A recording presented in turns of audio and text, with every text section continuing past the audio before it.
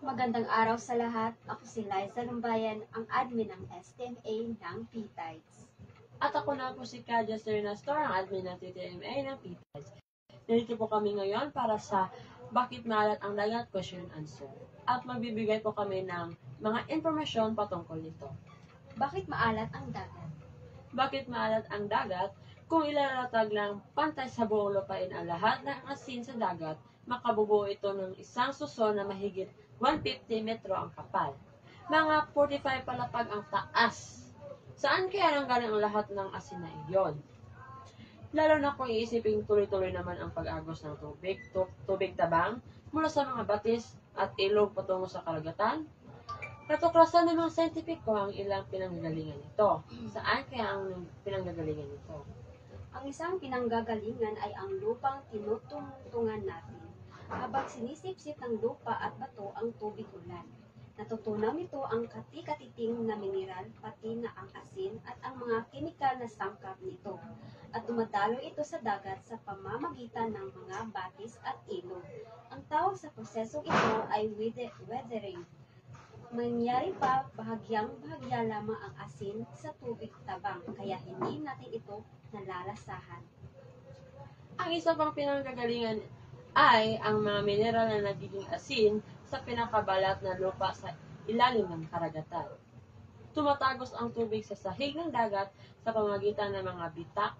Umiinit ito ng napakainit at muling pumapaibabaw tangay ang lusaw ng mga mineral. Ibinubuga sa dagat ng mga hydrothermal vent, ang ilan ang nagiging geyser sa ilalim ng dagat. Ang pinagsamang tubig at lusaw ng mga mineral. Sa kabaligtarang proseso naman ay gayon din ang resulta. Ang mga bulkan sa ilalim ng dagat ay nagbubuga ng napakaraming mainit na bato sa karagatan. At naglalabas naman ang mga batong ito ng mga kimikal sa tubig. Pinanggagalingan din ng mga mineral ang hangin na may tangay na maliliit na butil mula sa lupa patungo sa dagat. Dahil sa mga prosesong ito, nasa tubig dagat ang halos lahat ng kilalang sangkap. Gayunpaman, ang pangunahing sangkap ng asin ay ang sodium chloride. Ang karaniwang asin, ito ang bumubuo sa 85% ng lusaw na asin at siyang pangunahing dahilan kung bakit maalat ang tubig dagat. Ngayon, bakit hindi nagbabago ang antas ng asin? Ang asin ay naiipon sa dagat sapagkat ang tubig sumisigaw na mula sa karagatan ay halos puro naiiwan sa karagatan. Ang mga mineral kasabay nito patuloy ang pagdaloy. Nagbabago ang antas ng asin na mga 35 bahagi sa bawat 1,000 bahagi ng tubig dagat. Kung ngayon, lumilitaw na ang asin at ito pang mineral ay nadaragdagan at nababawasan halos magkaparehong dami. Nababangon ito ng tanong, saan kaya napupunta ang asin? Ang marami sangkap ng asin ay nasisipsip na katawan ng mga nabubuhay na organismo. Halimbawa, kinakain ng mga coral, polyp, mollusko at crustaceo. Ang calcium, isang sangkap ng asin para sa kanilang lahat or shell at buto. Kinukuha ng pagkaliliit ng mga alga na tinatawag na mga diatom ang silica. Kinakain ng bakterya at iba pang organismo ang lusaw ng organikong mga sangkap. Kapag namatay o kinain ang mga organismong ito, ang asin at mineral sa kanilang katawan ay nahulog sa sahig ng dagat sa kalaunan bilang patay ng mga angkop o dumi. Ang maraming asin na hindi naaalis ng biochemical ng mga proseso ay naaalis sa ibang paraan. Halimbawa, maaaring may kahalong kaunting asin ang putik at ibang pang mga sangkap sa lupa. Nakararating sa karagatan sa pamamagitan ng mga ilog, tubig ulan at mga ubo mula sa bulkan, at itinatanga ito sa sahig ng dagat. May asin na dumidikit naman sa mga bato. Sa gayon, sa iba't ibang paraan, maraming asin ang napupunta sa sahig ng dagat. Naniniwala ang mga maraming mananaliksik na kinukumpleto ng mga prosesong geopisika ang siklong ito sa loob ng napakahabang panahon. Ang pinakabalat ng lupa ay binubuo ng pagkalalaking plato. Ang ilan sa mga ito ay nagbabanggaan sa mga subduction zone, kung saan pumapailalim ang isang plato sa katabi nitong plato at lumulubog hanggang sa mainit na mantel. Karaniwan ng pumapailalim ang mas mabigat na platong pangkaragatan na mas magaan na karatig nitong platong kontinental. Tangay ang nakadikit nitong mga latak ng asin, parang isang malaking makinang panghakot. Sa ganitong paraan, unti-unting nare-resiklo ang kalakhang bahagi ng pinakabalat ng lupa. Ang lindol, bulkan at guwang ng lupa ay may indikasyon ng prosesong ito. Kamangha-mangha ang di pagbabago. Nagkakaiba-iba ang antas ng lahat ng karagatan sa iba't ibang lugar at kung minsan sa iba't ibang lagay ng panahon. Ang mga pinakamaalat na tubig na dumadaloy sa karagatan ay ang Gulpo ng Persia at ang Dagat na Pula kung saan napakabilis ng evaporation. Ang mga rehiyon ng karagatan na dinadaluyan ng tubig tabang mula sa malalaking ilog o napakadalas na inuulan ay hindi gaanong maalat ihahambing sa karaniwan. Gayon din ang tubig dagat na malapit na matutunaw na mga yelong tubig tabang mula sa pulong Hilaga at pulong Timog. Kabaliktaran naman ito kapag nagyayelo nagiging mas maalat ang karatig na tubig dagat. Gayunman, hindi nagbabago ang antas ng alat ng karagatan sa pangkahalathatan. Ang tubig dagat ay masasabi ring hindi nagbabago ng pH. Nasukat ng antas ng asido o alkaline ng isang sangkap na may neutral na bilang na 7, ang pH na tubig dagat ay nasa pagitan ng 7.4 at 8.3 na medyo mataas ang alkaline. Ang dugo ng tao ay may pH na mga 7.4 kung wala sa antas na ito ang pH. Manganganib ang karagatan. Sa katunayan, ito ang kinatatakutan ngayon ng mga sayantipiko. Ang karamihan sa carbon dioxide ay dinaragdag ng mga tao sa atmosfera ay napupunta sa karagatan at nagkakaroon ng reaksyon sa tubig anumat nabubuo ang carbonic acid kaya maaaring unti-unting pinararami ng mga tao ang asido ng karagatan. Marami sa mga mekanismo nagpapanatiling hindi nagbabago ang kimikal na kalagayan ng tubig dagat ay hindi pa lubusang nauunawan. Gayunman, itinatampok pa rin ng ating natutuhan ang napakalawak na karunungan ng may lalang na nanggagaling sa kanilang nilikha. Talababa. Diagram mga larawan sa pahina 16-17 para sa actual na format, tingnan ang publikasyon o LAN. 1. Mga mineral sa mga bato. 2. Hydrothermal vent. 3. Pagsabog sa karagatan. 4. Hangin. 5. Mga diatom. 6. Abo mula sa bulkan. 7. Subduction zone. Kahayam diagram sa pahina 18, asin sa dagat. Bagamat mahigit ng isang singlong pinag-aaralan ng mga sayantipiko ang tubig dagat, hindi pa rin nila alam ang lahat ng kimikal na sangkap nito. Gayunman, naibukod nila ang sari-sariling lusaw na sangkap ng asin at nakulkula ang proposisyon ng mga ito. Ang kabilang mga sangkap na ito ay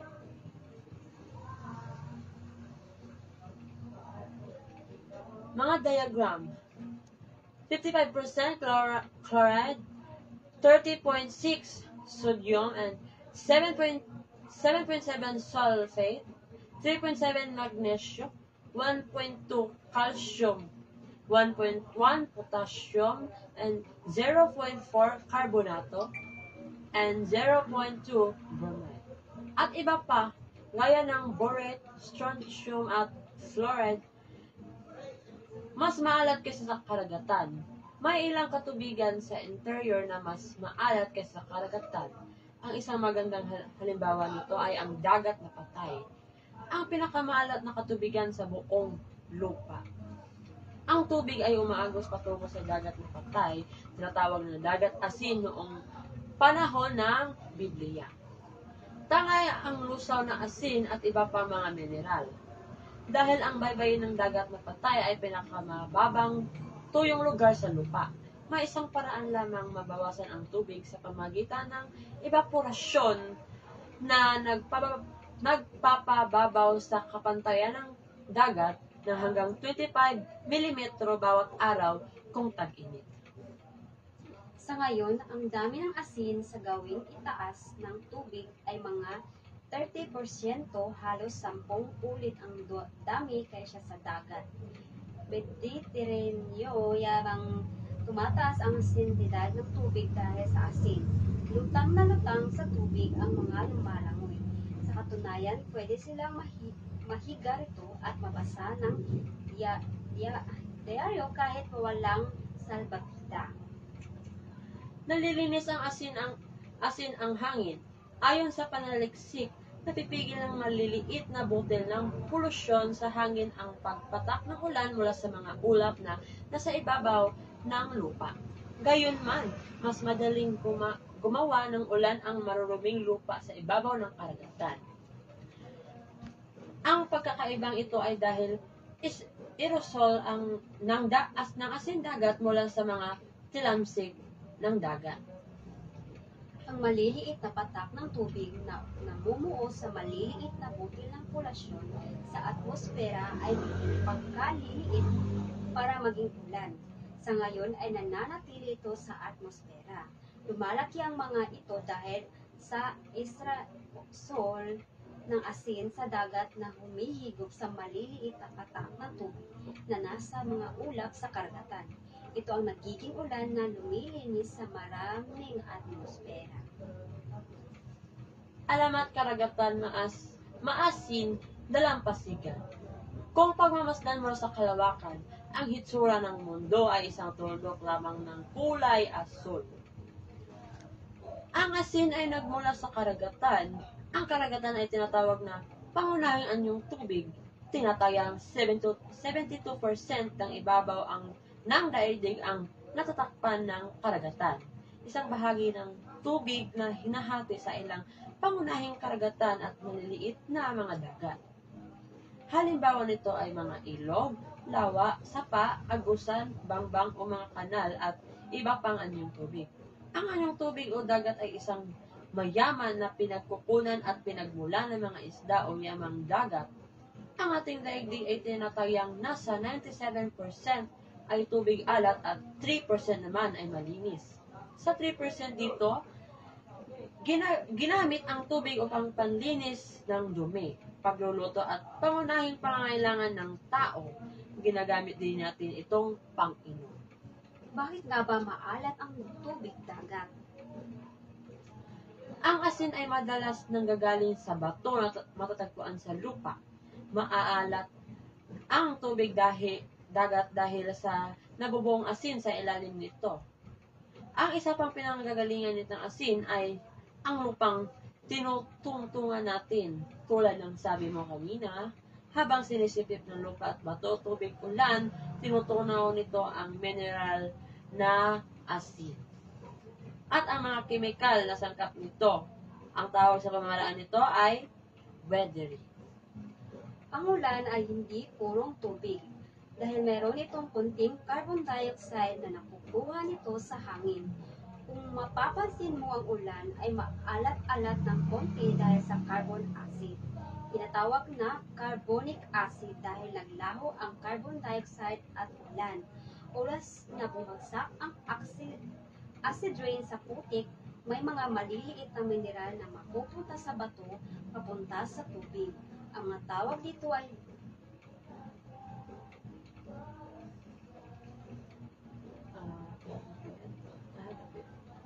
saan?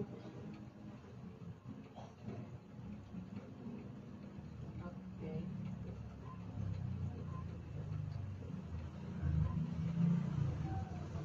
Ang ayon ay umaagos papunta sa ilog, kanal, batis at papunta sa karagatan. Maraming mga ayos ay natanggal sa tubig sa pamagitan ng tanim at hayop o isda na makikita natin sa kalawakan ng dagat. Ngunit ang iba ay nanatili sa tubig hanggang milyong-milyong taon.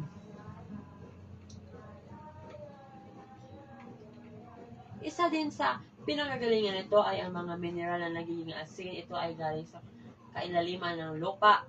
Tulad ng sabi namin kanina, yung first article na binasa namin. Binubuo ng 90% ng lusaw na asin o ion ang ating karagatan na siyang pangunahing dahilan kung bakit maalat ang ating karagatan o dagat. Tubig dagat.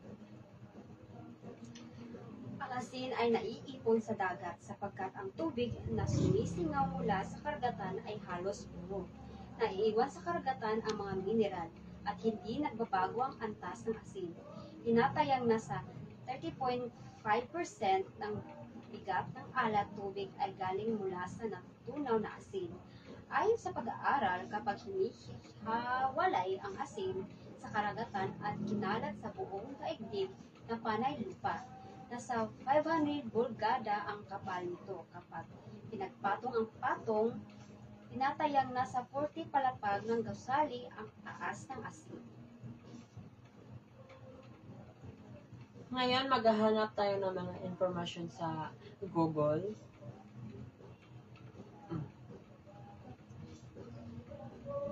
Ibasihan natin tulad ng alamat ng dagat. Hayan, tumalay na kayo. Sisikapin kong hindi igagalaw ang mga binti ko nang makatulay kayong paroon at parito. Karga sa likod ang mga sako at ng asukal, isa-isang tinalunton ng mga katutubo ang mga binti ng ang angalo. Maingat na maingat sila. Takot silang madulas at malunod sa gitna ng dagat. Matagal-tagal din ang paglalakbay nila. Naiiba nila ang asukal sa ibayong dagat pero hindi namalayan na ng lahat ay may ilang sakong nabubutas kaya na budburan ng asukal ang ilang bahagi ng binti ng higante. Totoo ang kasabihang kung saan naroon ang asukal, tiyak na patungo doon ang langgam. Sa pagbalik ng mga katutubo ay masasaya na nilang nadadala ang inangat na mga sako ng asin. Kahit pawisan ay natutuwa sila sapagkat makababalik ang bawat isa dala-dala ang produktong labis na kinakailangan sa kabuhayan. Hindi napansin ng lahat na sa pag-akyat nila sa binti ni ang angalo ay kasabay nila ang mga papulang langgam na nakaamoy ng matamis na asukal. Ito po yun ay alamat ng dagat or we should call it a story or in Tagalog kwento. So, in this time, maghahanap pa din tayo ng impormasyon patungkol nito.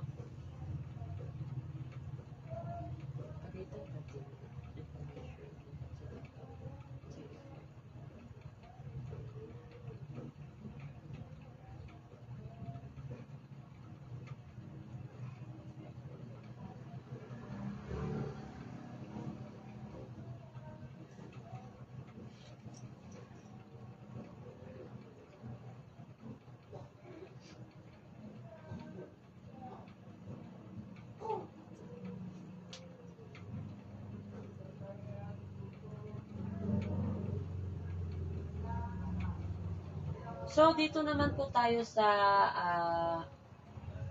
effect sa karagatan natin. First, the climate change. Ang climate change ay ang pagbabago ng karaniwang panahon o klima na dapat mayroon isang lugar. Ito ay nangyayari dahil sa pagtaas ng greenhouse gases na nagsasanhi sa pag-init ng mundo.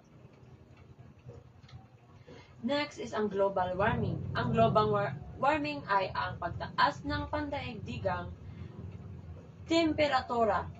Ito ay dahil sa pagtaas ng bilang ng carbon dioxide at iba pang greenhouse gases. Ang global warming din ay isa sa mga nagdudulot ng climate change.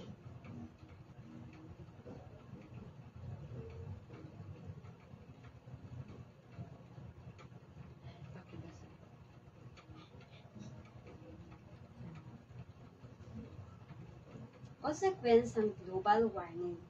Global warming is a term that everyone must heard. Oh my God.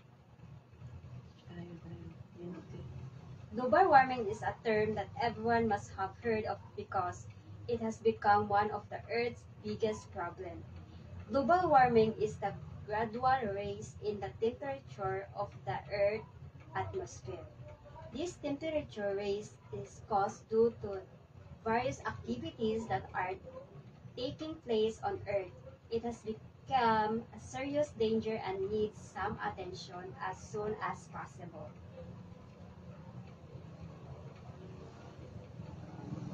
So, maghanap pa din tayo patuloy din sa Valhalla.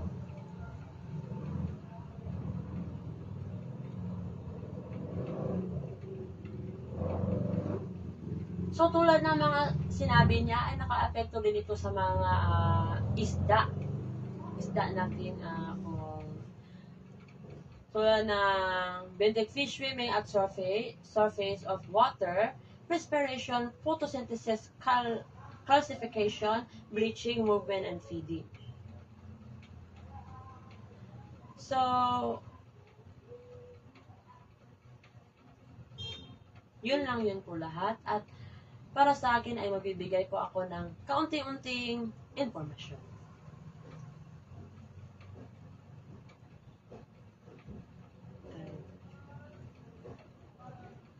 Magbibigay po ako ng informasyon patungkol sa high tide information. Sa mga nagtatanong dyan kung bakit umaapaw yung high tide. Ito po yung answer namin. High tides and low tides are caused by the moon. The moon's gravitational pull generates something called the tidal force. The tidal force causes Earth and its water to bulge out on the side closest to the moon and the side farthest from the moon. This bulge of water are high. So, ang ibig din sabihin nun ay yung high tide daw ay galing sa moon. Nag-generate ito ng gravitational forces. That's something called tidal force. Kung sasabihin naman natin na tidal range, yun po yun ay mga height levels kung saan yung low tide, tidal range, and high tide. So sa mga magtatanong, just like us, like our Facebook page and Twitter account, we have only one Facebook account, the Philippine Institute of Tidology and Sinology. Sa Twitter naman po ay ptides lamang. At sa aming website ay https://ptides.mozelo.com. Yun lang po yung lahat at salamat. Sana makatulong ko ito sa inyo at makadagdag ng mga informasyon patungkol nito. Salamat. Salamat.